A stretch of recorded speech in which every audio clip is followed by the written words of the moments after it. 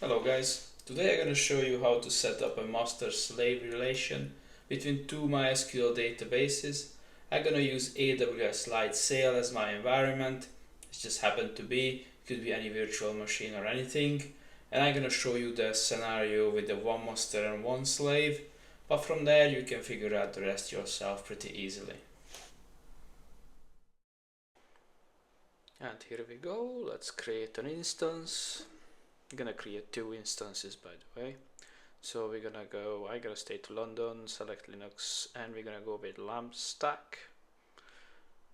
I'm going to select a dual stack with 4 and 6 IPv addresses, and then 5 the cheapest possible package, which is still a solid choice for a little project. I'm gonna just keep the name as it is. I'm gonna create the instance. And it's gonna take some time. Fast forward, we are in the terminal of that instance. I'm logging into MySQL using the root user and the password from the server.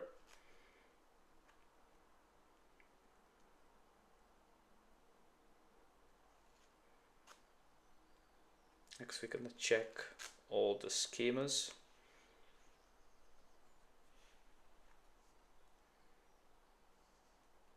Because by default there's some schemas in there. And then we're gonna create a new database instance next, which is we're gonna call db1. Very creative.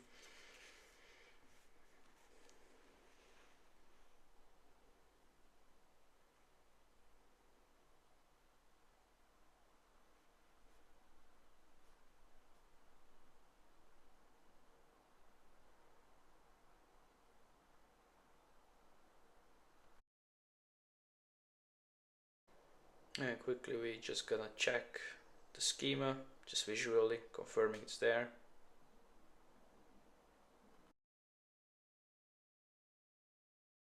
And then next we're gonna use it to switch to it.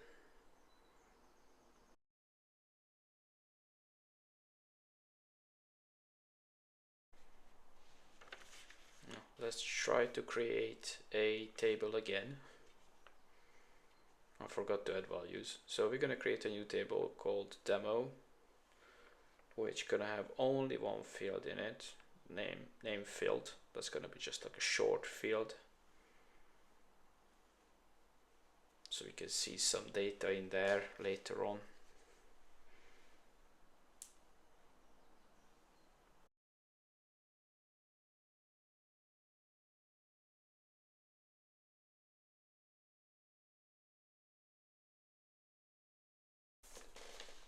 Now let's insert a new record into this table.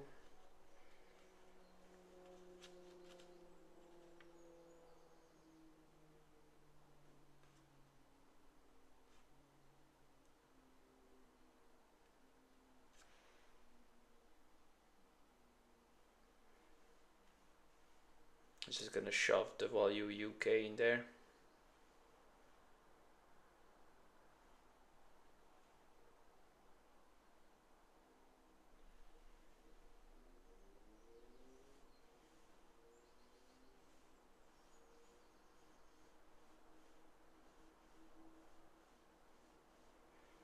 Now let's just visually confirm it's all there. Just query that table to see what record it has.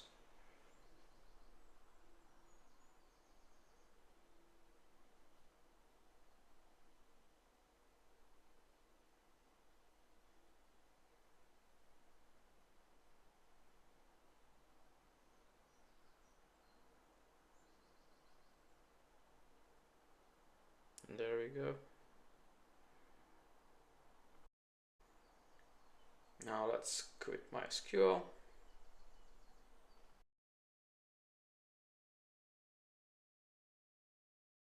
And next we're gonna hop into the MySQL configuration file where we're gonna set this database instance to be the master by setting its server ID to 1. With that, we're telling this is the primary database, and we're gonna set up a log file, and we kind of define this directory so the slave can look inside this log file, see what was the changes, and he can pull those changes down to the slave from the master file. This is how they're syncing up.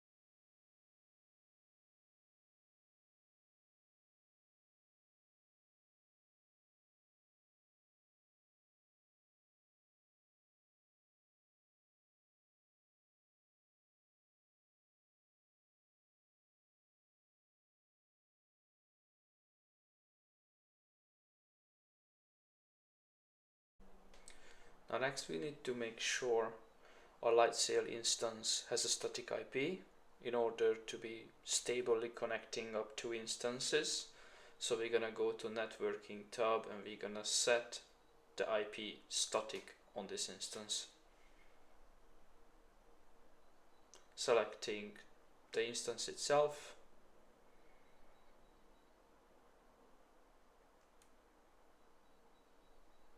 and renaming the resource. I just name it to master, as this is meant to be the master.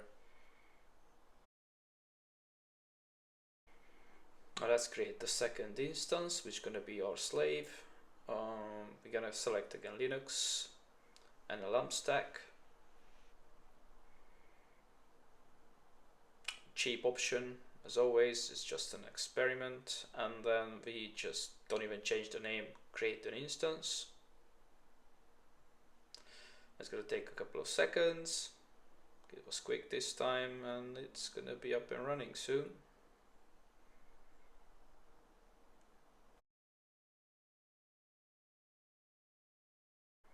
There it is, it's up and running. Now we have two instances. Let's start configuring them.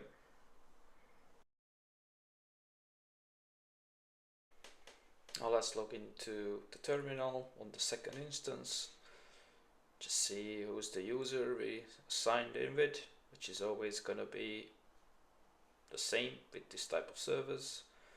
Check the status of the server, it's up and running. And next I'm going to install a networking tool just to see what ports we have and what's running where. It's going to take a second. And let's check what ports we have. And we see there is a 3306 classic MySql port open on local.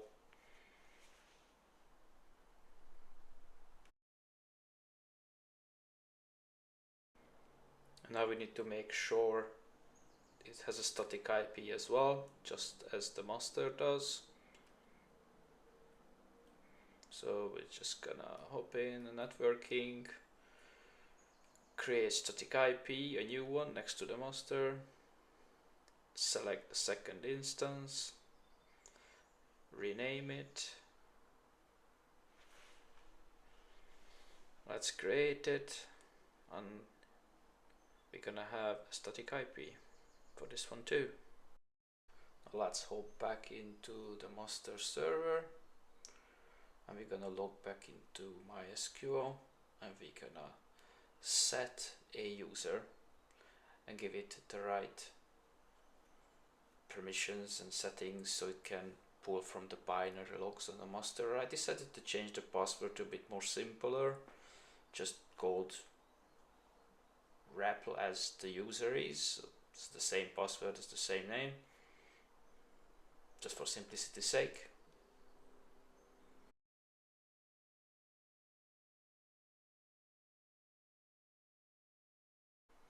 Now after that, let's flush the privileges, just take effect. And next I'm gonna lock down this master database just to read only. So in that case, no new data comes in between transferring data from the master to slave.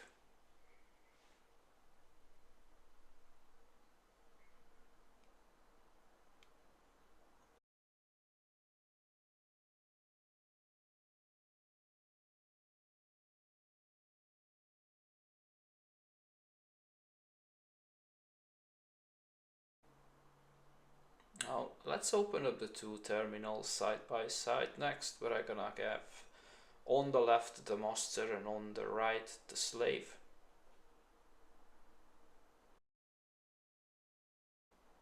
Now let's check the master status, just to confirm this has its binary log files and where its current position is.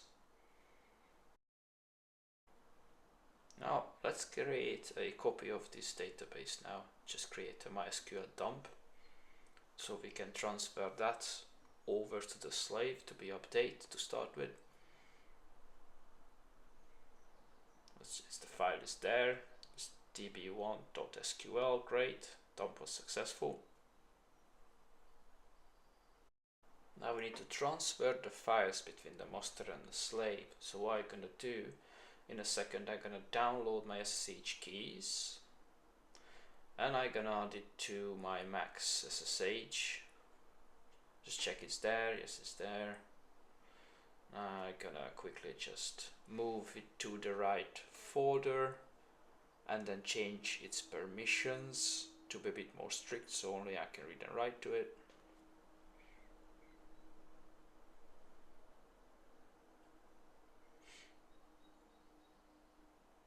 Let's move it,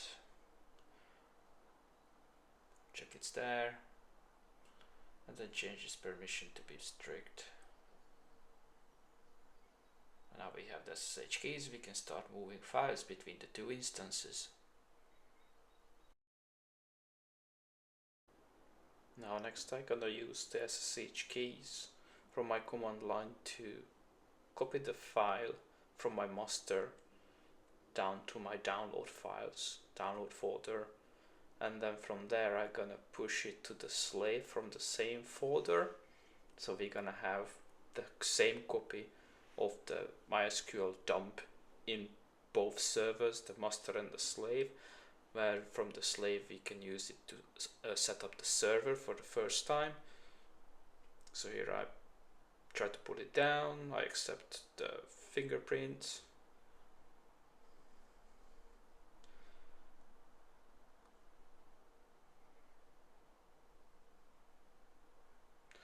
I'm just gonna make sure the file is there.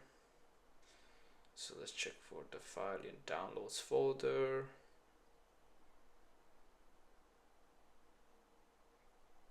It's gonna be db1. Yes, it's there, happy days. So now let's push it up to the slave server. Yes, I accept fingerprint. And let's ls into the slave, and there it is. We have the MySql dump. Now quickly check both DB is up and running and healthy. Yes, it is. And I'm gonna show you the schema difference between the master and the slave. The slave don't has db1 to start with.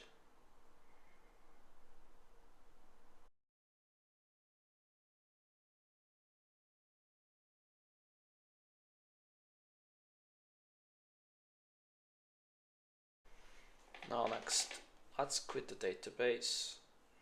And we're gonna create a new schema, which is gonna call database1 as well. And then we're gonna populate that with the dump.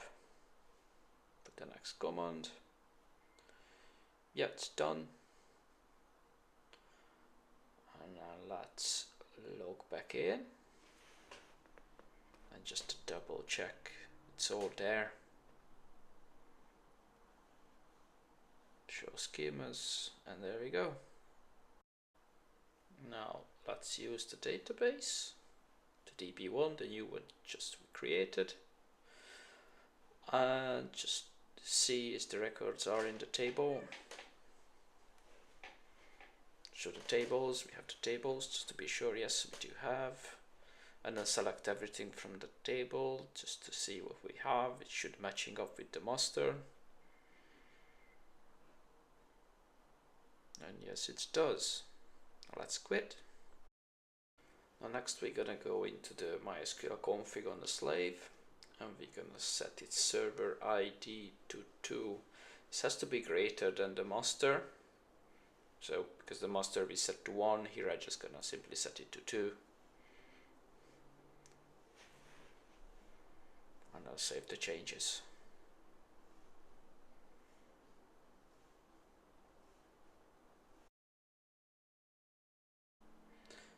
After the save, let's just restart the database so the changes take effect.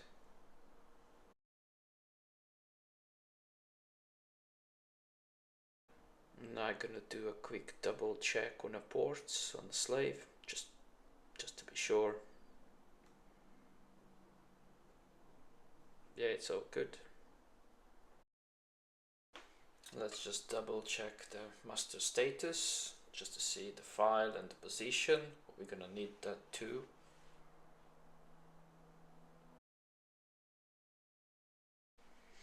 Now next on the slave, let's log into the database and configure it to have its master, where it's pointing to the right file, at the right position to start with. And then start slave. Yeah, slave is up and running by the look of things.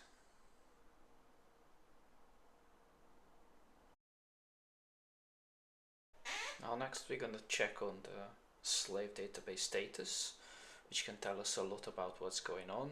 Here you mainly just check all the data, like what's the master host, the user, the port, and while this is kind of looks healthy, unfortunately this is not, because when we're gonna scroll down to the slave IO running, let's just say connecting, which is supposed to be not this, and then the second behind master is null, and this is supposed to be 0, not null. It means we likely have some connection issue here that needs debugging.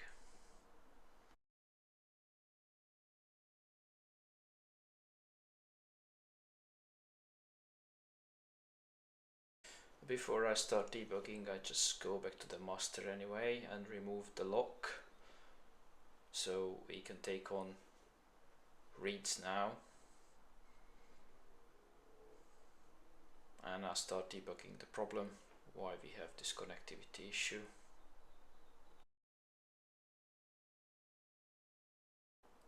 So I had 3 clues. One was the second behind master was null, that's an issue.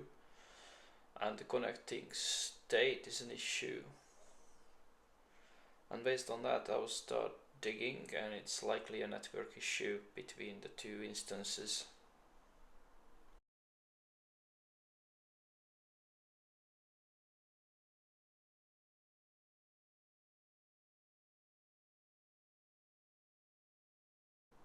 After a little digging, I find we need to change the bind address to be 0000.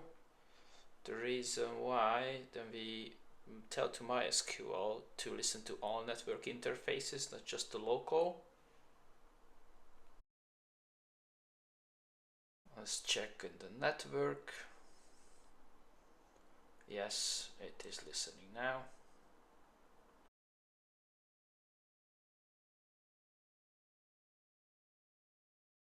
But as I try to ping it, it's still not working, so we need to modify the firewall settings. So we're gonna go to networking on the instance 1,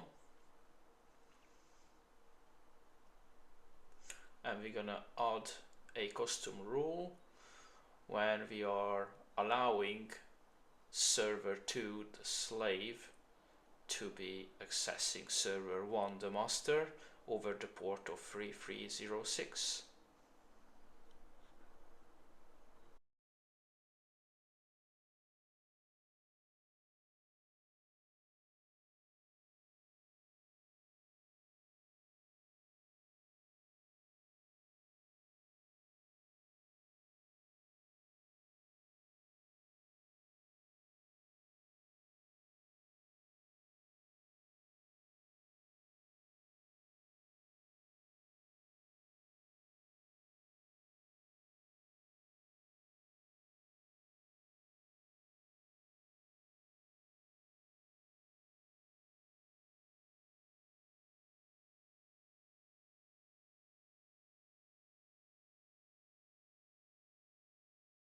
And now because we have the firewall rules set and everything is set up correctly, now we can successfully ping one database to another.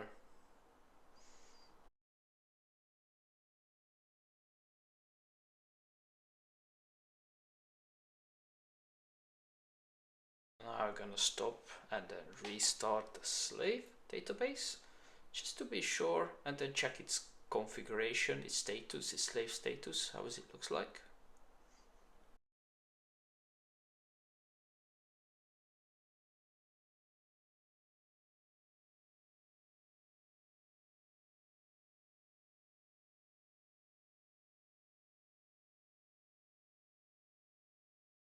And yes, it is looking much better. As you see, the seconds behind master is 0. It means we are up to date with the master. And check the slave IO running status as well by scrolling up. And yes, it is happy. Nice. Now we're gonna check the full process list just to see what's going on. And there is a system user waiting for master to send events, which is great. And then the slave has read all the data, so we are up to date. Great.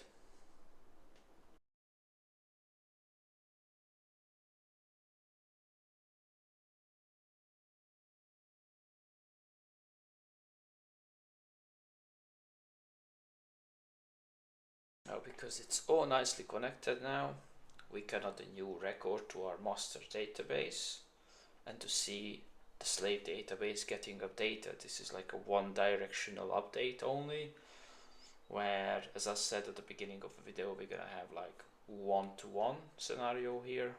So add a new record. Let's see, how is it looks like, just to visually confirm it. Use db1.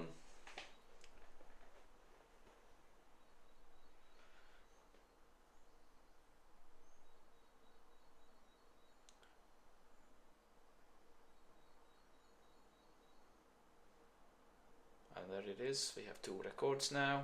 So let's go to the slave database now, see is it actually get its update from the master. I'm logging in.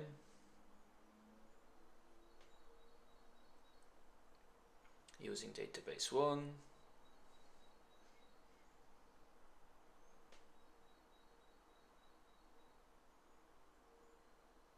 then select everything from the demo table. And there it is. It's nicely synced up.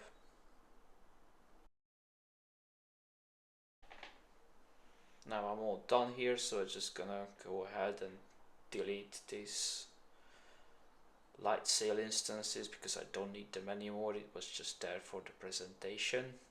So thank you very much guys for watching. It was again just a simple scenario. This can get much more complicated than this, but I hope it was helpful and useful. Thank you very much. Bye.